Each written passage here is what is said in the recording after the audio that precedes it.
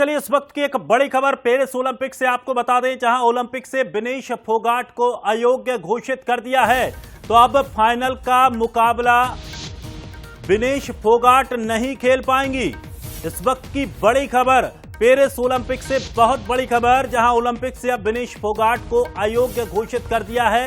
तो अब विनेश फोगाट फाइनल कुश्ती का मुकाबला नहीं खेल पाएंगी। एक बड़ा झटका और एक बड़ी खबर ये, लगातार जिस तरह से कल 3 मैच खेलकर विनेश फोगाट फाइनल में पहुंची थी और भारत को गोल्ड मेडल की उम्मीद थी, वो उम्मीद अब टूटती नजर आ रही है। एक बड़ी खबर इस वक्त की आपको बता दें पेरिस ओलंपिक से, जहां ओलंपिक से विनेश फोगाट को अयोग्य घोषित कर दिया है। अब विनेश फोगाट कुश्ती का फाइनल मुकाबला नहीं खेल पाएंगी। बड़ा मामला निश्चित तौर पर, ये बड़ी खबर। यहां अब विनेश फोगाट एक बार फिर मेडल से दूर रहेंगी। 2 बार उन्होंने पहले भी ओलंपिक में ट्राई किया, लेकिन कई बार उनको दोनों बार स्थितियां ऐसी बनी कि वो चोटिल हो गई थी, जिसकी वजह से वो सेमीफाइनल से ही बाहर हो गई। लेकिन इस बार उनका जो बेहतर प्रदर्शन चल रहा था, लगातार उन्होंने सभी कुश्ती जीतकर फाइनल में अपनी जगह बनाई थी। और उसके बाद अब ये खबर आ रही है कि वो अयोग्य फिट करार दी गई हैं और अब वो कुश्ती का फाइनल मुकाबला नहीं खेल पाएंगी। लेकिन अब क्या भारत की तरफ से प्रतिक्रिया रहेगी, ये देखना बड़ा दिलचस्प होगा। चलिए, और अधिक जानकारी के लिए हमारे साथ न्यूज हेड शरद द्विवेदी जी हमारे साथ जुड़ गए हैं। शरद जी, एक बड़ी उम्मीद थी और ये लगभग माना जा रहा था कि विनेश गोल्ड लेकर आएंगी, लेकिन अब एक उम्मीदों पर पानी फिरा है, उन्हें अयोग्य घोषित किया गया है। किस तरह से देखा जाए और अब भारत की क्या आगे रणनीति रहेगी? देखिए, ये खबर अभी अभी सामने आई है कि उन्हें अयोग्य घोषित किया जा सकता है, क्योंकि वजन उनका 50 किलोग्राम कैटेगरी का ये मुकाबला था, जिसमें उन्होंने अपनी जापानीज काउंटर पार्ट को हराया और उसके बाद उन्होंने 2 और चैंपियंस को हराया और एक दिन में 3 मुकाबले जीत के कमाल किया विनेश फोगाट ने। लेकिन ये बड़ी अनफॉर्चुनेट खबर आ रही है पेरिस ओलंपिक से कि वजन के कुछ जो मानक हैं वो 50 किलोग्राम से कुछ अधिक उनका वजन पाया गया है।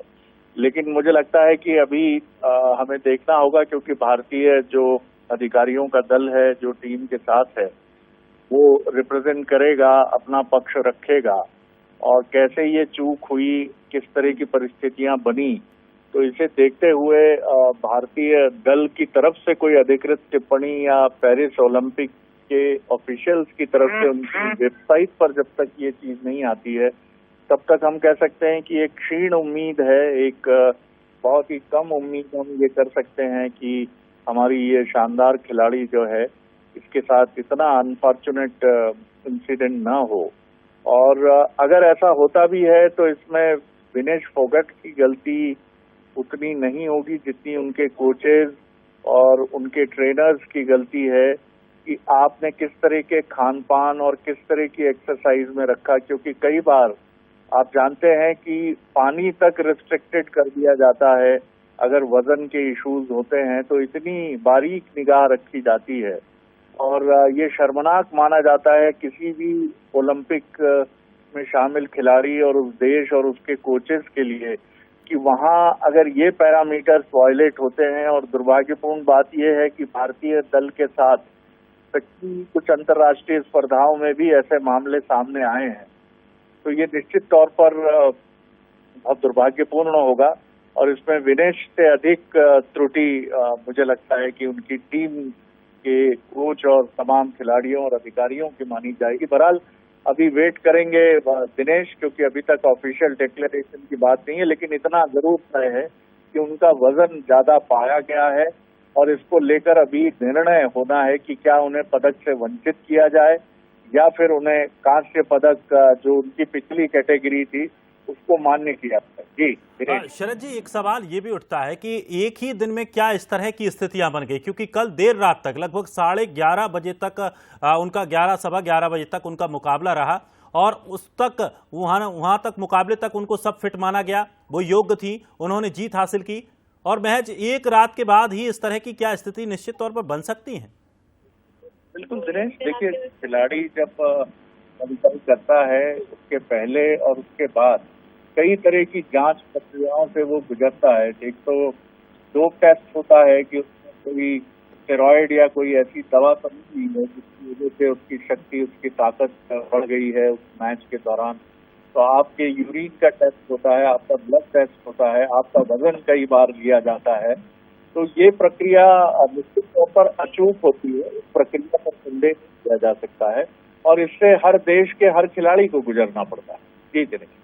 चलिए, शुक्रिया शरद जी हमारे साथ जुड़ने के लिए, जानकारी के लिए। तो आपको बता दें, पेरिस ओलंपिक से इस वक्त की बड़ी खबर, ओलंपिक से विनेश फोगाट को अयोग्य घोषित किया जा रहा है। बता दें कि शायद अब विनेश फोगाट कुश्ती का फाइनल मुकाबला नहीं खेल पाएंगी। हालांकि आधिकारिक इसकी पुष्टि होना अभी बाकी है, लेकिन जिस तरह से जो खबरें निकलकर सामने आ रही हैं, ये माना जा रहा है कि विनेश फोगाट का तय सीमा से 100 ग्राम ज्यादा वजन होने की वजह से उन्हें अयोग्य घोषित किया जा रहा है।